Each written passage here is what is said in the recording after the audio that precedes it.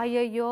ఎంత అన్యాయం జరుగుతుందో అల్లా పాలకుర్తి ఎమ్మెల్యే యశస్విని మేడానికైతే అయిన దానికి కాని దానికి ఎమ్మెల్యేనే కారణం అంటుర్రట.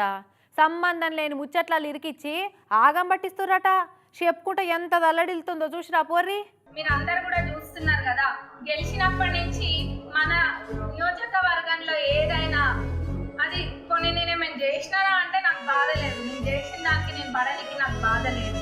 కానీ ప్రతి దానికి తీసుకొచ్చి ఎమ్మెల్యే గారే చేస్తుండ్రు అన్న మాట బాధగా అనిపిస్తుంది. ఇన్నరా ప్రతి దానికి ఎమ్మెల్యే గారే చేస్తున్నారని బండలెత్తేసినంత పని చేస్తున్నారట పాపం. నిన్నటికి నిన్న ఒకటి అయింది, అది నేను చెప్పనవసరం లేదు. కానీ దాన్ని రాష్ట్ర స్థాయిలో పెట్టడం జరిగింది. అది నాకు సంబంధము లేదు. నేను పోనీ నాకేమైనా తెలుసా దాని గురించి అంటే అది లేదు. ఆగానట సంబంధం లేదు, అస్సలు తెలియదట.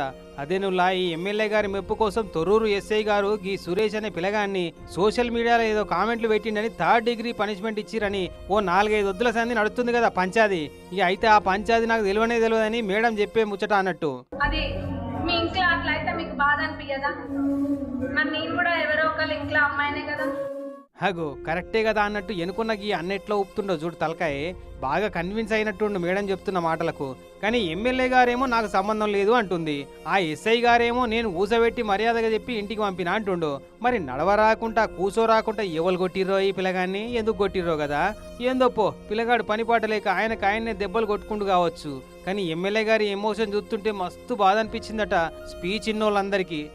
పాపిష్టి లోకం ఎంత మంచిగున్నా అస్సలు ఓరవరమ్మా. మీరు అందరు సహకరించాలి, అందరు సహకరియట్లేరని కాదు, సహకరిస్తున్నారు. కానీ ఇట్లాంటి కొన్ని ఇబ్బందికరంగా ఉంది, కొంచెం మంచిగా అనిపించట్లేదు. కాబట్టి అందరూ కూడా అర్థం చేసుకోవాలనుకోండి.